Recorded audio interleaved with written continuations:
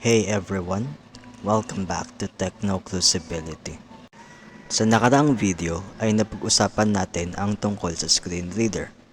Nakapagbigay rin tayo ng iba't ibang halimbawa ng screen reader para sa iba't ibang devices.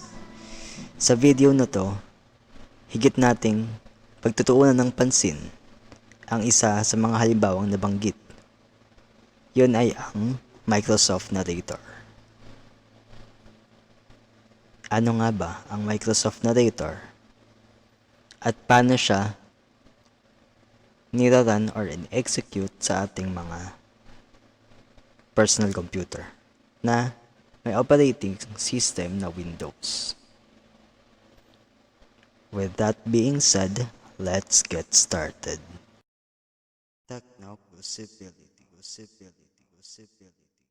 Technology towards inclusion with accessibility.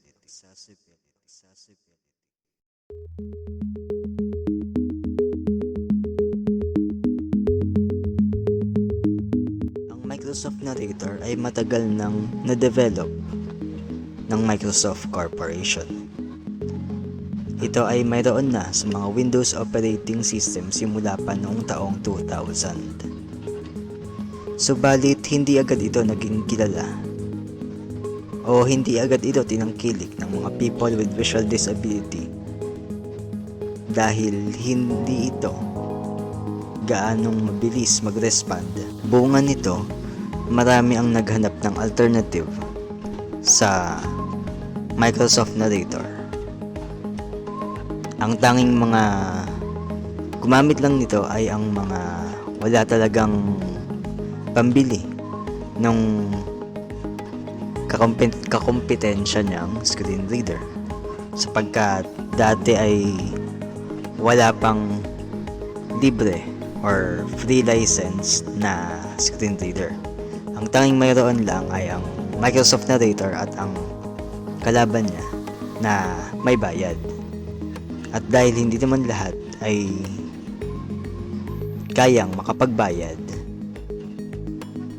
kahit mabagal ang respond ay pinilit lang ng iba na gamitin ang Microsoft Narrator.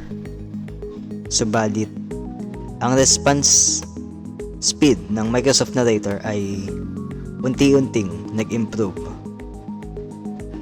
sa pag-update din nila ng version ng operating system mula sa Windows Vista, Windows 7, Windows 8, Windows 8.1 hanggang Windows 10.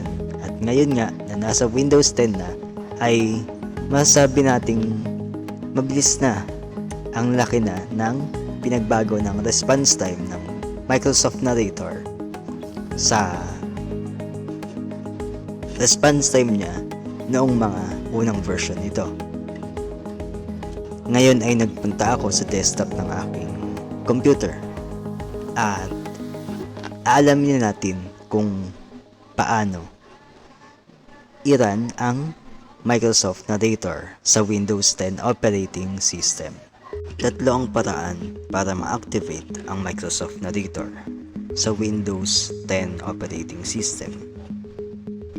Una, i-press natin at i-hold ang Control plus Windows key at i-press ng isang beses ang letter N para sa salitang Narrator. Bubukas ang settings at by default nakatapat tayo sa switch ng Microsoft Narrator. I-press lang natin ng isang beses ang spacebar. Starting Heading Level 1, Narrator. Welcome to Font, Narrator. This is Narrator Home, where you can get help, access your settings, and learn about new features. Narrator is a screen reader that describes aloud what's on your screen. Nagsalita na ang Microsoft Narrator. I-deactivate ko muna siya para magawa natin yung dalawa pang method. Scan up, turn on Narrator. Heading Level 1. Exiting Narrator. Pangalawang method, i-search sa search bar or sa start menu ang salitang narrator at i-press ang enter. So i-press natin ang Windows key at i-type ang narrator, Narrator, at press enter. Starting narrator. Heading level 1. Nagsalita Narrator. ulit. Welcome. Maya-maya lamang ay malalaman natin ano ba itong bumubukas na window na to. I-off ulit natin or deactivate ang Microsoft Narrator. Exiting narrator. Ang huling paraan at sa palagay kong pinakamabilis ay i-press at i-hold muli natin ang Control at Windows key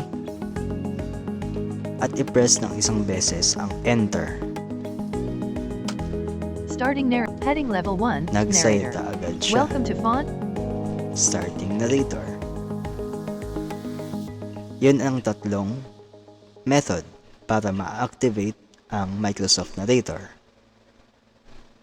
Again, una, pwede nating i-press at hold ang Control plus Windows key at i-press ng isang beses ang N para sa salitang narrator at i-press ng isang beses ang spacebar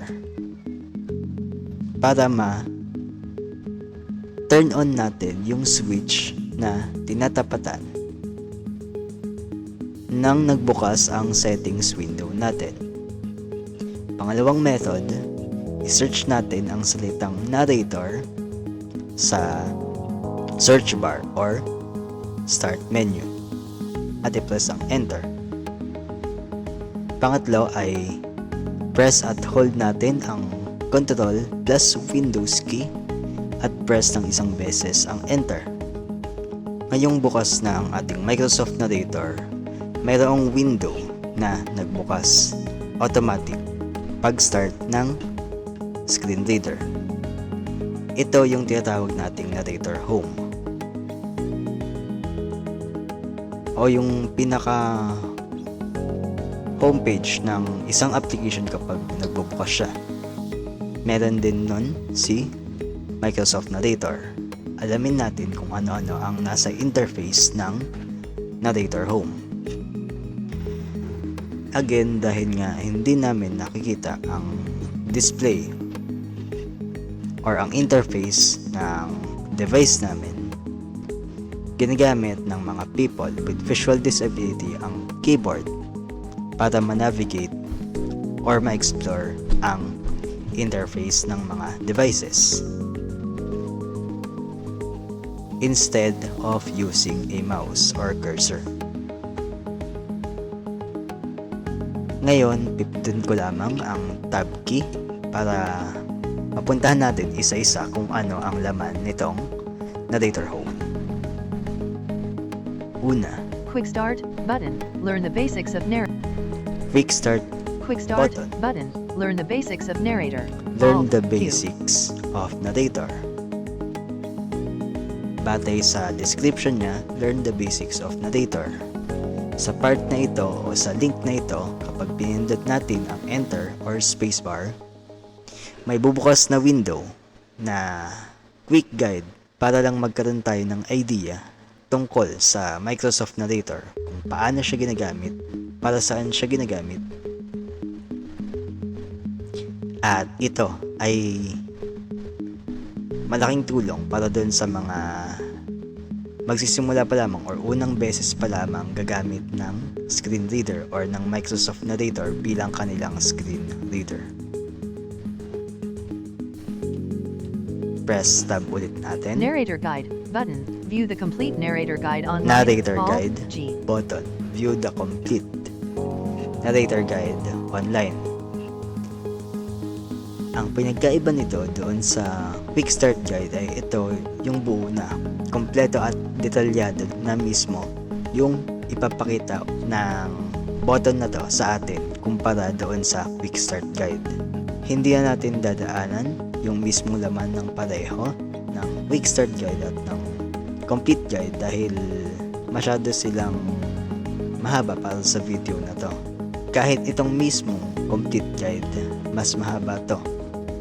At hindi kakayanin yung oras natin o yung panahon na nilalaan natin para sa ating mga videos. Maaari nyo lang i-explore or maaari nyo buksan itong quick start guide o yung complete guide upang magkaroon pa ng karagdagang kaalaman tungkol sa Microsoft Narrator. Press natin ang tab. What's new button. Get an overview of new and What's updated new features. Alt button. W. Sa button na to, papakita ng bubukas na window sa atin kung ano ba yung mga bagong feature or yung mga sabihin nating enhanced feature. Kung may previous bug man, kung naayos ba yung bug na yon na may kinalaman sa Microsoft Narrator, dito natin makikita sa what's new. Press tab ulit natin. Settings button. Customize narrator. Settings Press Windows logo key button. plus Control plus N to access settings anytime. Alt S. Etong settings button, settings ito ng Microsoft Narrator. Ito din yung bumukas kanina. Nung piners natin yung Control plus Windows plus N keys. Na hindi lang natin nakita dahil bumukas din yung itong Narrator Home. Kung baga, natabunan siya nung Narrator Home. Pagbukas ni Narrator Home, dun sa unang method na ginawa natin, bumukas din si settings kaso nasa background nga lang siya. Pero dito sa settings, dito natin pwedeng palitan yung boses na naririnig natin dahil hindi lang iisa, hindi lang itong naririnig natin ngayon ang boses na available or meron kay Microsoft Narrator. May roon pang iba, pero mas prefer ko lang personally gamitin yung boses ni Cortana o yung artificial intelligence ng Microsoft para sa Microsoft Narrator natin. Pero dito rin pwede nating baguhin yung bilis ng pagsasalita ng Microsoft Narrator, yung pitch o taas o baba, yung volume, lakas o hina ng mismong boses ng Microsoft Narrator at marami pang iba na may kinalaman sa Microsoft Narrator lang. Hindi kasama yung ibang application na ginagamit natin sa ating machine. Press ulit natin yung tab. Feedback button. Help improve Feedback. narrator. Press Dito narrator naman key sa plus button na Alt to. plus F to give feedback anytime. Alt F. Pwede nating isend or pwede tayong magbigay kay Microsoft mismo ng feedback natin tungkol sa paggamit natin ng mismong Microsoft Narrator. Kumusta ba siya? Nakatulong ba siya sa atin? Press ulit natin ang tab. Show narrator home when narrator starts. Checkbox checked. Show Alt Narrator H. home when Narrator starts. Sa bahagi naman na ito, since naka-check, sinabi niya, checkbox check or may marka siya. Nung binuksan natin kanina, ang Microsoft Narrator ay bumukas. Then, itong window na to, yung sinasabi ko nga na Narrator Home. Kapag ito hindi naka-check or walang marka, magsasalita lamang ang Microsoft Narrator kapag inactivate natin pero walang lalabas na panibagong window o hindi bubukas ang Narrator Home. Dahil nga may check to, lumabas automatic ang Narrator Home at napunta tayo rito sa interface na navigate natin sa kasalukuyan. Let's press tab ulit. Link. Start narrator after sign in. Start Narrator after sign in. Itong bahagi na to, kapag nagbubukas tayo ng desktop or laptop natin, lagi tayong may nababasa sa pinakauna bago pumunta ng desktop yung welcome screen, yung welcome na salita. Kapag ito naka-activate, dahil pwede natin itong activate or deactivate doon din sa settings, sa narrator settings kanina, pwede natin siya i-activate or deactivate doon. Kapag ito naka-activate, matapos lumabas ng welcome message or welcome screen na yon, automatic na ma-activate si Microsoft Narrator kahit hindi natin i-search sa start menu, kahit hindi natin i-turn on yung switch niya, kahit hindi natin i-press yung Control plus Windows plus Enter, automatic na siyang magsasalita kung etong bahagi na ito ay naka-enable or naka-turn on. Exit Narrator, button, Alt, X. Exit Narrator. Exit Narrator, ito lang yung i-disable or i-deactivate natin si Microsoft Narrator. Turn off lang natin siya. Once you press spacebar or enter dito, automatic sabihin niya exiting narrator. Ibig sabihin, tinurn off na natin ang Microsoft Narrator. Let's press the tab ulit. Minimize, button, Alt, M. Minimize button. This minimize button, mapupunta lang yung narrator home doon sa taskbar or sa baba ng ating screen, pero hindi siya ma-exit or ma-disable or ma-deactivate,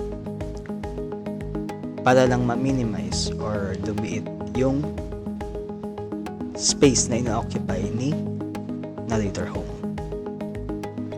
Let's press tab again. Quick Start, button, learn the Bumalik basics tayo of Narrator. sa Alt, Quick Start. Q. So, yun ang mga nilalaman ng narrator home.